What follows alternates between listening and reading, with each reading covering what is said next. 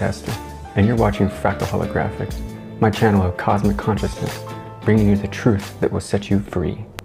This is going to be the story of the origin of consciousness. At one point, in a very different time space, there was a mass of energy that some call dark matter. And this dark matter was slowly adrift through what people call space. And I want to get into that too, because it makes perfect sense as to why people are so quick to believe in these flat earth concepts and these types of ideas like that. And it's because the whole model of what's been presented to people is misinformation, because the very definition of what people call space is misinterpreted. When you think of space, you think of a vast emptiness of cosmic void of nothing, just space. When in actuality, it's very, very full. A more accurate description of what this space is more of an electroplasma. And we live in an electric plasma universe, and this plasma is defined by geometric energies and holographic densities that define each fractal layer of density or dimension, as you call it. In the very beginning, this dark energy was drifting through space, and the act of it drifting through space was causing friction. It was a friction because it's a very dense energy. And as this energy was moving, it was creating a sort of static electricity. And I'm sure you all know that when you create static, it creates light, particles of light. As this was moving adrift through space, it was accumulating more and more light. Now the shape and structure of this form and this energy would be a toroidal. The torus or toroidal type motion that's well known about in particle physics and certain sciences out there. And what this does is basically a feedback loop. You have essentially what looks like a donut. The donut would have been the dark energy, or what's called dark matter.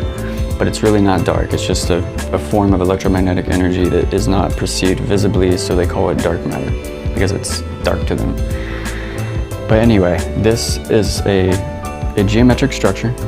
It's a donut, and as this donut is traveling through space, it's creating all these particles of light, and these particles of light are feeding back and feeding back and feeding back.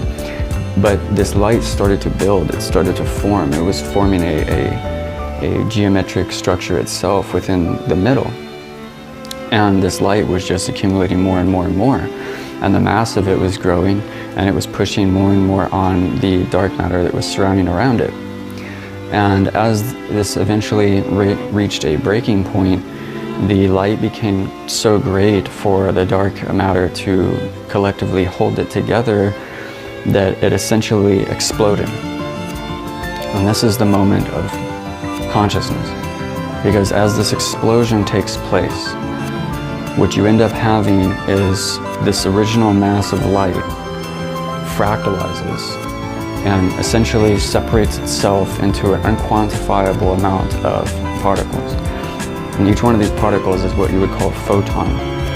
Now the photon, all of these little individual photons that flew around and spread out throughout the galaxy, each one of those photons is an individual identity of consciousness. That would be you. Each one of those little points of light would represent what each person would be. And you see that this is the original start of it all, because the light is defined via holographic structure. And as this explosion took place, it was a holographically defined reality through density fragmentation that created a structure, a geometric structure. And within each one of these geometric structures is a mind-thought reality, a manifestation of the original one mind fractalized through concepts of identity distortion. So at the very beginnings, at these very small fractalized scale of these photons, they're a loss of identity. They individualize themselves as separate from the whole. And that's the start of it all. But the reality is that this is the beginning. This is the beginning of every culture, every civilization to understand this basic fundamental knowledge of your beginnings. Because this ties together everything. And it's a very important statement that everyone needs to meditate on and remember. All is one, and one is all. Literally, everything is consciousness. Everything exists originally as one energy. It's a unified energy. So even these beings that have separated themselves from the rest of creation, like the Draco, are a fractalized concept of the same whole. You're all one. And this is important to understand because these separation dynamics and these false identities that people are invested in through the perpetuation of ego-type agendas, it's all separation. As you grow and evolve, because the true only evolution is spiritual evolution, and as you evolve through the spiritual evolution, through each density, and as you get to each density, what you'll realize is that it's actually just a shedding of another layer of identity, of false identity. Because each layer of density, as you progress, you become more and more of a collective consciousness. So for instance, if you have one planet that essentially is ready to ascend, they're evolving up to the next fractalized scale of density, and they're doing it as one collective consciousness, as the people that exist on that planet unified as one. So these concepts of unification within these false identities as they shed, that's what it all is. And this is the journey back to source. Every density is another shedding of this identity until you eventually realize that when you have completely done all of your spiritual evolution and you've rejoined back into what is the 0 point field, the source creation, the infinite mind, that's when you realize there is no identity. It's a distortion. All is one and one is all.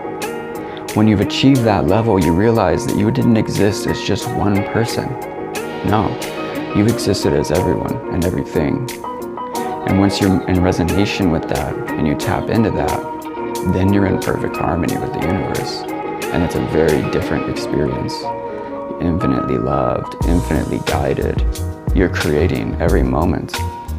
Because you have to remember that once you rejoin back with the ultimate infinite mind, you're not just creating mundane things anymore. You're creating worlds. You're creating galaxies.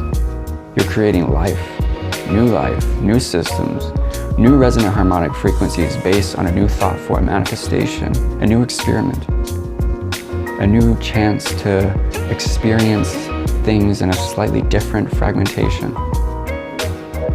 And that's what it is. So when I look around and I see everyone so emotionally invested in these false identities, these egos, these illusions, it's all separation. It may seem like a lot to take in, but it's extremely simple because this information is simplified. You don't need all the answers. That would be disempowering to you to give you all the answers. All that you ever need is a guiding point, and that's what this information is. To know your beginnings and ultimately know what is your journey's end.